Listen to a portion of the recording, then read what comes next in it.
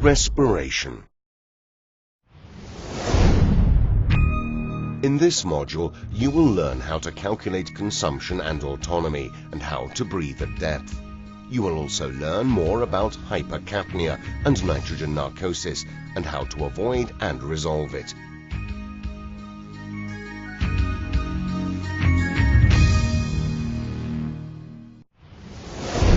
Consumption of the breathing mix. The deeper the dive, the less autonomy the breathing gas provides. The regulator provides air at ambient pressure. Even though a diver maintains respiration at a constant volume, as the ambient pressure increases, so do the normal liters consumed with every breath. With an increase in pressure, the number of molecules contained in a predetermined volume also increases. This is the density. The increased density is also the cause of the greater respiratory effort that the diver needs to make at depth. Breathing gas consumption depends on various factors, such as the diving activity, physical fitness, emotional state, water temperature, etc. But it can be estimated, as you learned on the PSS Advanced Open Water Diver course. So two important problems arise with an increase in depth: having enough breathing mix for the dive and knowing how to manage it so it does not run out. This is why we are going to repeat some of the concepts. Remaining autonomy and surface air consumption rate. The simplest method of calculating the remaining autonomy on the dive, the calculation of the pressure variation in a unit of time, or rather, determine the bars a minute, pounds per square inch a minute. Imagine that you are at a certain depth, and you look at your pressure gauge and it reads 180 bar, 2,700 pounds per square inch. After 10 minutes of the same depth, you see that the pressure gauge indicates 120 bar, 1,800 pounds per square inch. If you remain at the same depth, how long will the air in the cylinder last? It is easy to work out that the remaining autonomy is 20 minutes. In fact, having used 60 bars, 900 pounds per square inch in 10 minutes, the consumption rate is 6 bars a minute, 60 divided by 10, 90 pounds per square inch a minute, 900 divided by 10. So the remaining 120 bars, 1,800 pounds per square inch of air, is enough for 20 minutes, 120 divided by 6, 1,800 divided by 90. This figure of 6 bars a minute, 90 pounds per square inch a minute, is only valid at that particular depth. In order for the figure to be more meaningful, we need a reference depth. For divers, this is the surface. In practice, you must calculate how much air you would breathe if you were breathing in the same way on the surface. This is the surface air consumption rate, abbreviated to SAC. Just divide the consumption calculated on the dive by the absolute pressure at that depth. If, for example, the depth at which you worked out the figure of 6 bars a minute was 20 meters or 66 feet, 3 atmosphere absolute, the surface air consumption rate is 2 bars a minute, 6 divided by 3, 30 pounds per square inch a minute, 90 divided by 3. Using your personal surface air consumption rate, you can work out your consumption at any depth by just multiplying it by the absolute pressure. Respiratory volume per minute. Surface air consumption rate, minimum reserve.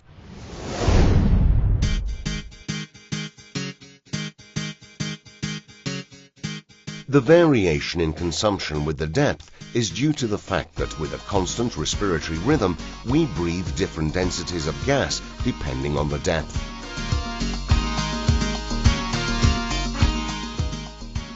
The constant factor, if physical activity remains the same, is the volume of air breathed in 1 minute, which has been defined as the respiratory minute volume, RMV. A diver with a respiratory minute volume of 20 litres a minute, quarts a minute, breathes 20 litres of air in 1 minute, quarts a minute, whatever the pressure. It is the normal litres that change. The respiratory minute volume is not always constant, but varies with activity.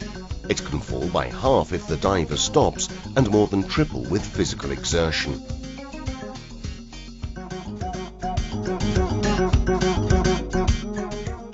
To calculate the respiratory minute volume, just multiply surface air consumption rate in bar a minute, the surface air consumption rate in pounds per square inch a minute, divided by 15 by the cylinder capacity.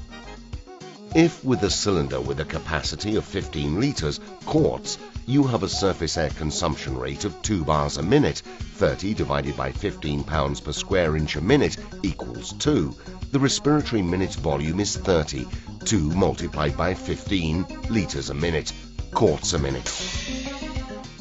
The surface air consumption varies depending on the cylinder being used. This is because only the respiratory minute volume remains constant. To calculate the new surface air consumption using the metric system, just use the formula surface air consumption equals respiratory minute volume divided by cylinder capacity.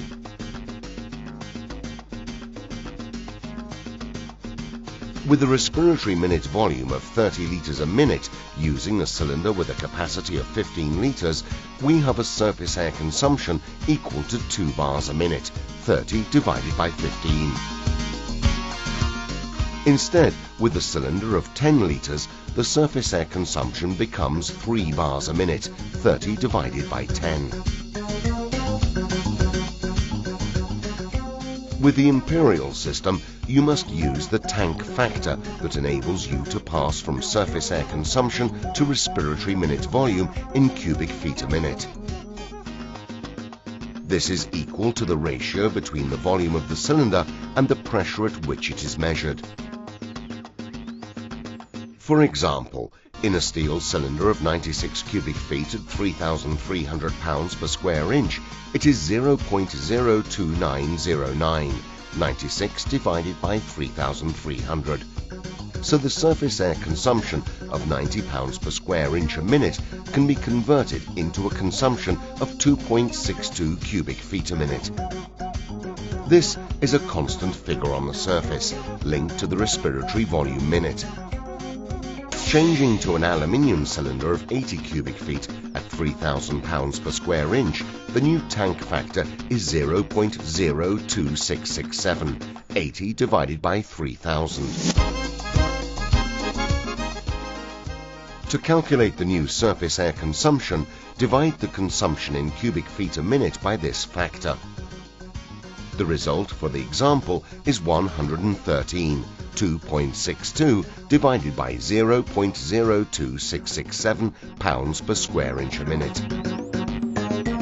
Now the surface air consumption is known, it is easy to calculate the minimum reserve. Just multiply the surface air consumption by the absolute pressure and then calculate the number of bar needed to stay there for 10 minutes.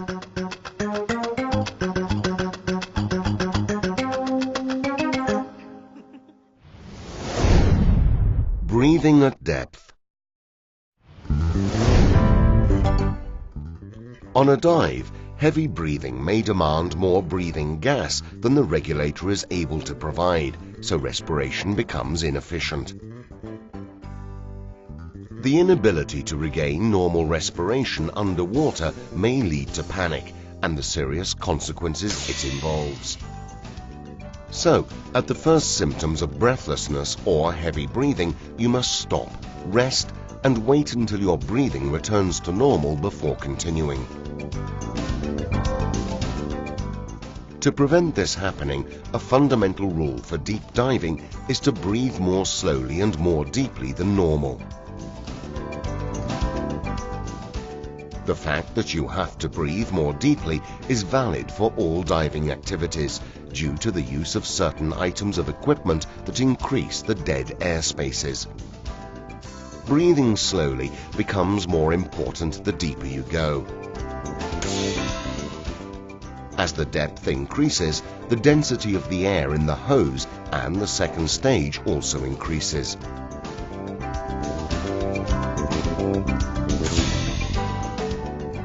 In respect to the surface, on a dive to 40 meters, the density of the air that passes through the hose increases by 40%, while that in the ducts of the second stage becomes 5 times greater. This increase in density creates a need for greater respiratory effort, and this may even be greater than the sum of the increase in density, because in some areas the laminar airflow becomes turbulent and creates a sudden increase in the resistance to the flow of breathing gas. Luckily, the effort with both the laminar and the turbulent flow is proportional to the square of the speed of the flow. This means that by halving the speed, we can reduce the effort by a quarter and compensate for greater respiratory effort caused by the increased density. Carbon dioxide.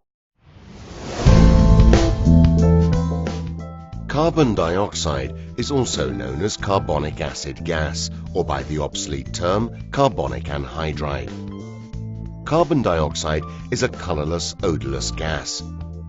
Its chemical formula is CO2, and its normal concentration in atmospheric air is 0.04%. Carbon dioxide is a waste product of our metabolism, then of respiration, however.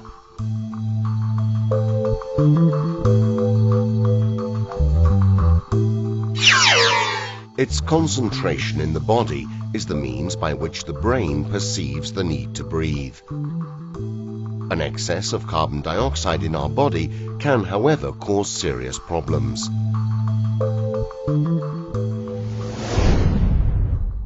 Hypercapnia.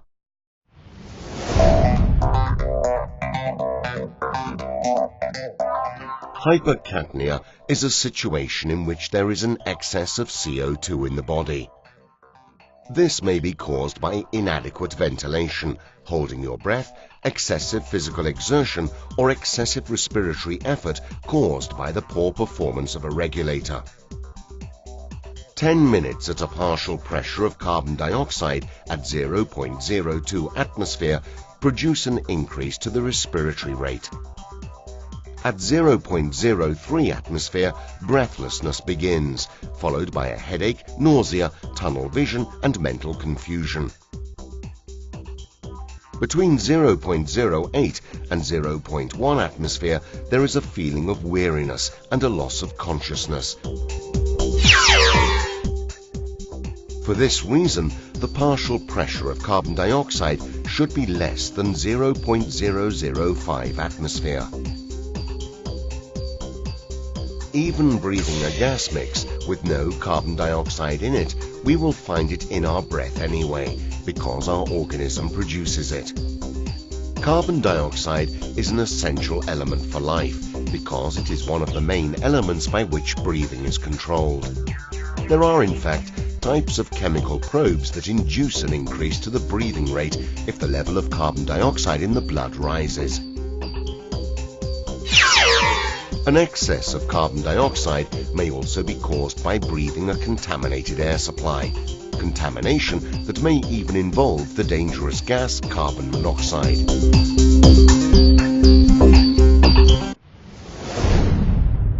Preventing carbon dioxide accumulation. A headache after a dive is very often a symptom of carbon dioxide accumulation. Many people think they can deal with hypercapnia by getting used to it, but in reality you only get used to tolerating sudden changes to carbon dioxide levels without activating the defensive mechanisms, so therefore worsening the situation. In order to reduce the accumulation of carbon dioxide, you must follow the 3 fundamental rules. Breathe continuously, slowly, and deeply. Do things calmly and do not exert yourself on a dive. Choose high-performance regulators and ensure that they remain so with time by having them periodically serviced by an authorized specialist center. In case of excess carbon dioxide, it is very important to act quickly to help the diver. A diver who loses consciousness after an excess of carbon dioxide is quickly revived if his or her lungs are ventilated with fresh air. Nitrogen.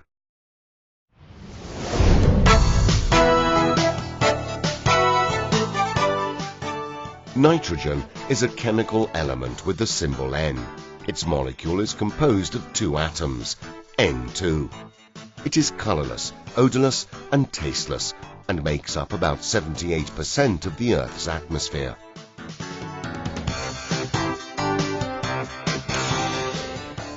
Molecular nitrogen is also inert gas, meaning a non-toxic gas that does not react or only to a minimal degree with other substances.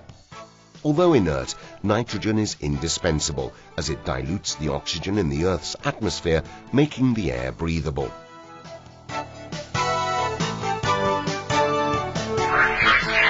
Even at atmospheric pressure, high percentages of oxygen could be toxic.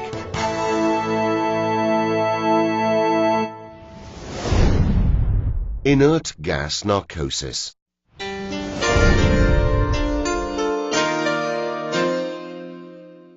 As we have seen, in normal conditions, nitrogen is a physiologically inert gas, but breathed at sufficiently high partial pressures, it could cause inert gas narcosis.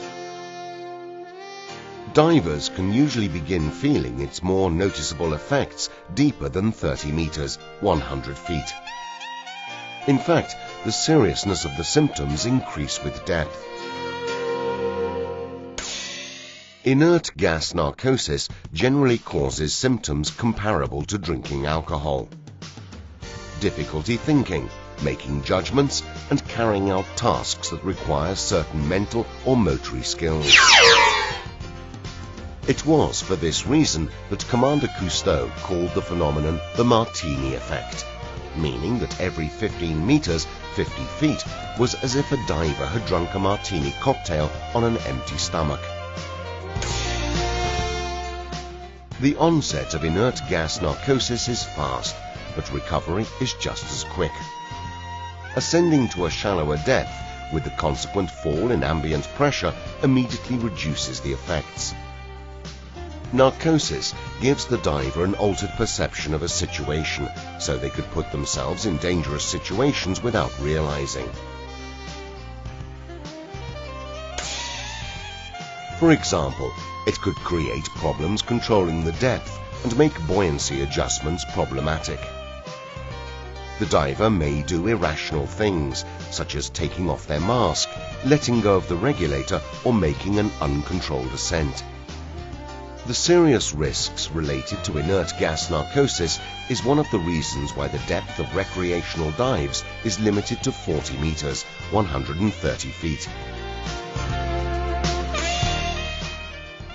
The precise cause of inert gas narcosis is still unknown. While it is a known fact that susceptibility to inert gas narcosis can vary widely from person to person.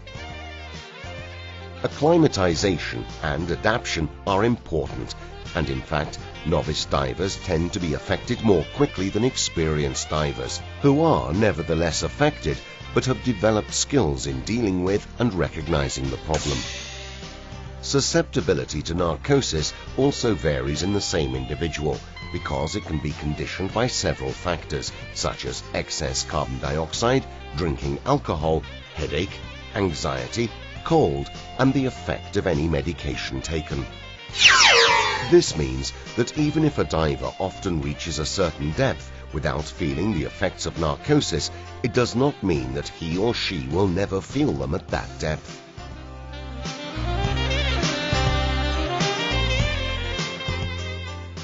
You can reduce the possibility of suffering from inert gas narcosis by avoiding diving when you are not feeling fit or well, breathing correctly, not tiring yourself, and above all by staying calm. Logically, it would seem that a reduction in the percentage of nitrogen in the nitrox mixes would reduce this risk. Instead, it is believed that oxygen, when it is under pressure, also has narcotic potential, like nitrogen. Nitrox, therefore, does not eliminate the problem of narcosis. Instead, helium is a gas that does not cause narcosis and is therefore the main gas used on very deep dives. However, helium must not be used by recreational divers, as there are other risks involved in its use, and special training which comes within the sphere of the PSS Technical Training Division is required.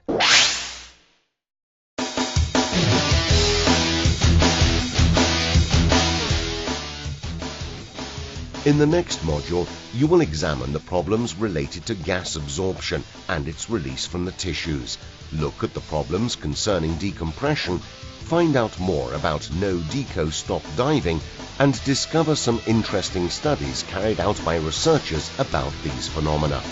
See you soon.